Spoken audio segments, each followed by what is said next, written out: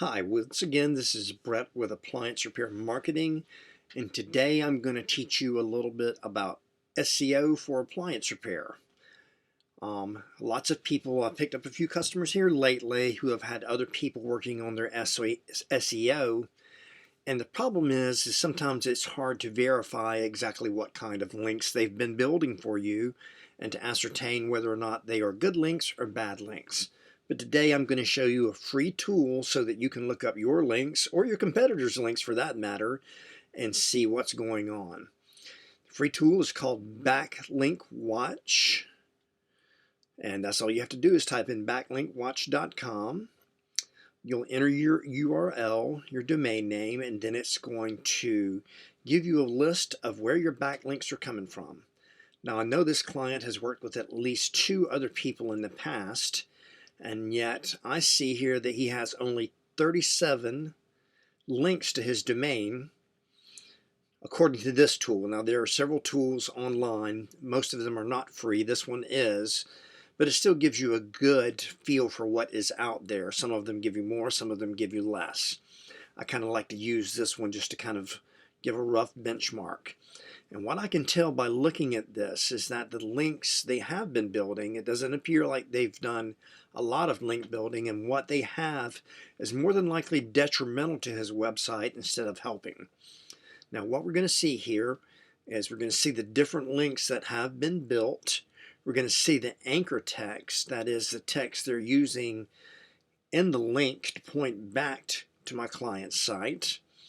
And we're going to see how many outbound links are on that page. And we're also going to see whether or not this is a no-follow link or a followed link. A short explanation: a followed link tells Google to use that link to determine site rank. A no-followed link tells Google to not use that link to determine site rank. So let's look at a few of these. Here's one of the issues. If you see more than 100 links on a page, Google says that is a spam page. And as you can see here, most of these links are probably hurting the site instead of helping the site. They've got 115 on each of them. And if you look at it, if we look at where the source of these links are coming from, we can see the overwhelming majority of his links are coming from the same site.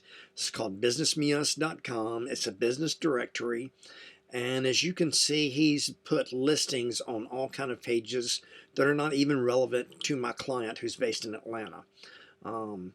Links for Nevada, Maryland, Pennsylvania, Texas, New Zealand.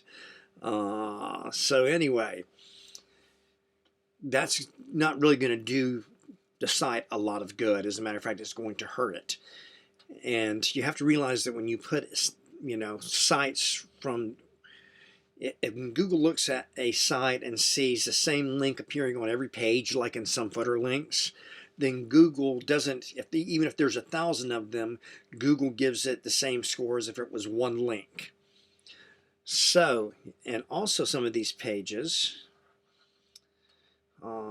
where you see, even though they have low links here, let's look at some of these pages. This is the Business Meus site, and as you can see, it's nothing but links. Basically, really has no content that Google is looking for. Here's another one. Here's one of their home services links. And again, this is simply a page of links put up as a linking page. Google's not going to give this a lot of credence because there again, it's just a collection of links, has no real text or content. Here's another one, and even though this one, let's look back at it, even this one only has, here we go, 11 links.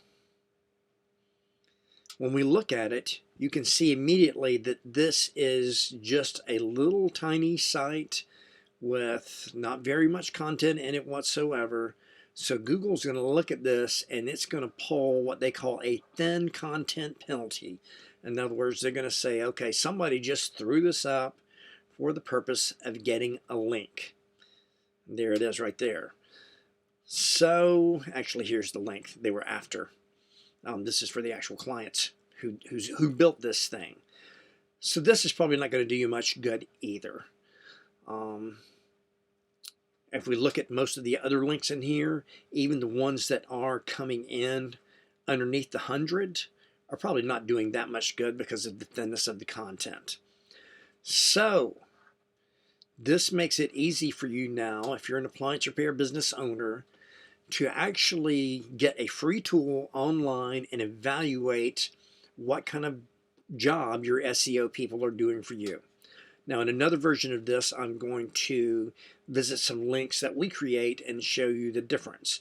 Normally, when I create a link for someone, I like to have a maximum, of 20 links on the page. And I like to have substantial content there, content that is going to rank and going to mean something to Google. Because if you don't have that kind of a page, then the link coming away from it is not going to mean anything either. Okay, thanks for visiting. We'll be back with more training for SEO for appliance repair.